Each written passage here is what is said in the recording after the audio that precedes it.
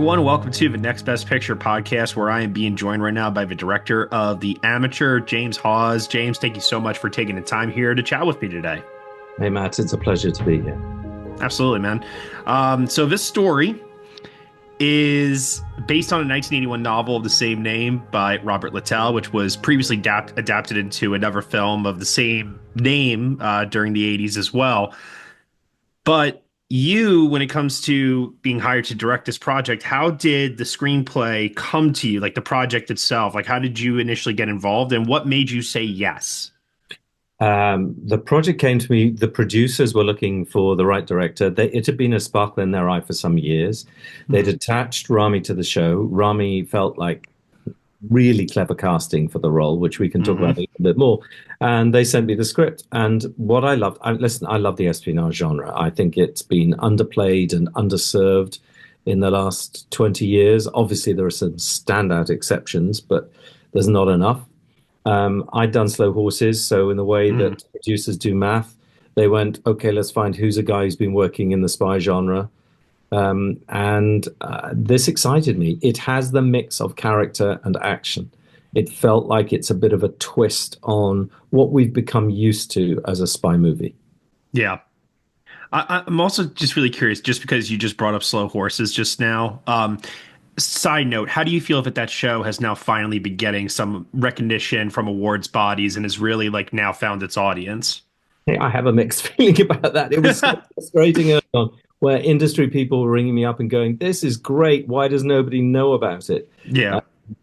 And then it took till season 3 before awards bodies were really paying it much attention. Which time, of course, I'm long down the path onto other projects. And who was he? So I'm very proud I set it up. I'm very proud that it is doing incredibly well and has such a broad following. You bring together a group of actors like that, you create that world, you decide the color palettes, you design Slough House with your team. It feels like we parented a dysfunctional family and they're still going strong. Yeah. And not to jump ahead too much or necessarily give anything away, but it almost feels like the world is being set up for The Amateur, for there to be further adventures down the road too, somewhat. Or at least it's left open enough that could be a possibility, right? Yeah, the possibility is definitely there. There is a central relationship that you might want to come to in a moment that I think plays really well and grew, honestly, during the making of the film.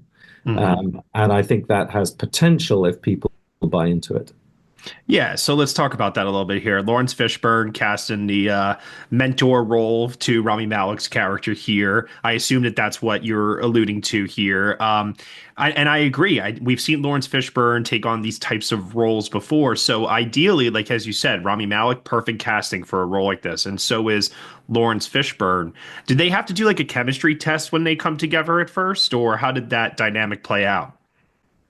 We just knew if Laurence was going to say yes. Laurence has that ability to walk into a room and you don't know if he's going to hug you or he's going to break your neck. And that combination is just fantastic for that role. He had met with Rami in the past. They'd clicked. So it felt like we were going to have some chemistry there anyway. Where we managed to take it in the scenes was beyond what I'd dreamt of. Yeah. So when he comes back later on, no spoilers, there's a real chuckle. The audience is really pleased to see him in that moment. I concur, for sure. Probably my favorite aspect of this movie, and once again, not to get too highly specific here, I love that this movie does not conclude with a grandiose, big action set piece, because it almost feels like it's going to be set up for that with Jon Bernthal's character. But instead, you have this mano-a-mano, intimate moment between Rami Malek and Michael Stuhlbarg. Now, the casting of Stuhlbarg is absolutely brilliant here as well.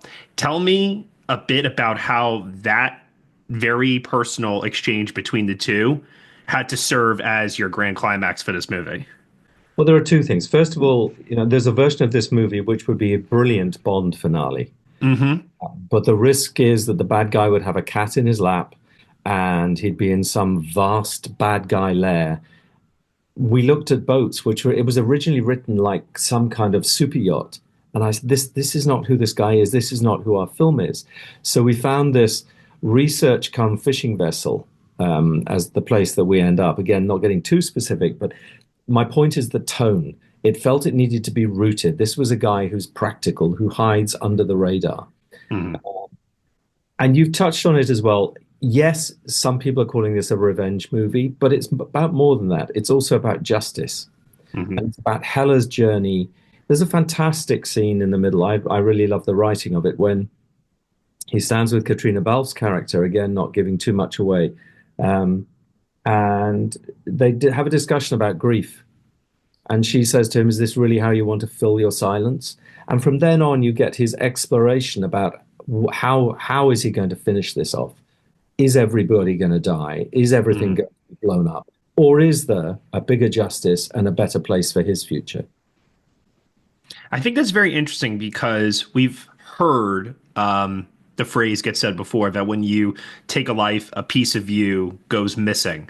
But in this particular case here, Heller is not, or at least he can justify himself, he's not directly killing anyone. So his soul is able to like remain intact. But I just think that that's very an interesting character study in a way of here's a guy who is going down this very dangerous path, and he probably should be losing bits of his soul along the process. But of course, he's super clever and he can get around it using his intellect. So I just think that just makes for a very interesting premise for a movie, almost as if like he's I don't know, like the jigsaw from Saw, if you will, of coming up with clever traps on how to kill people. Yeah, it keeps it arm length. And I think he's been told by Laurence Fishburne's character early on, you're not a killer. Hmm. So a lot of that middle act of the movie is about testing that thesis. Is he a killer? Can he kill? Can he kill face to face? Yeah. And each time we go to another confrontation with one of the guilty, you're not sure how this is going to play out. And I No. really enjoy that. And each one plays out with a different temperature and he deals with it differently afterwards, whether it's regret or anger or fear. It's not just the executioner swinging through and gradually ticking off nine bodies. Yeah. I was thinking a lot about paranoid thrillers of the 70s and even leading up into like the 90s, like where just pre iPhone and pre all the technology that is there. And of course, now just living in a world of hyper surveillance where I I'm not speaking from experience or anything like that, but if anybody was ever thinking about murdering someone, how would you get away with it in this day and age? There's cameras everywhere and they can track you through everything. Does that though make it easier or harder to tell a story like this where you're constantly having to avoid detection and getting caught? In many ways, it makes it harder because Hmm. there are, as you say, and London apparently is the most surveilled city in the world. Um, it makes it incredibly hard. What plus that technology you talk about, we text people. Well, that's Hmm. pretty boring cinema, you know. But that is the nature, as we've learned recently in the Signal debacle, that just the ways even people in extreme positions of power conduct themselves is by hammering out a text.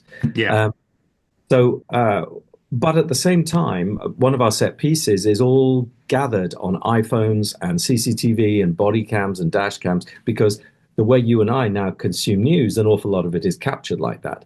So there Mhm. are ways of using those visuals to make it interesting and sharply of the moment. Yeah. One of the technical elements of this movie I want to just hear you touch upon here, because I think he's one of the most brilliant creative composers working today, is Volker Bertelmann. Can you tell me about what you wanted him to bring to the score for this film?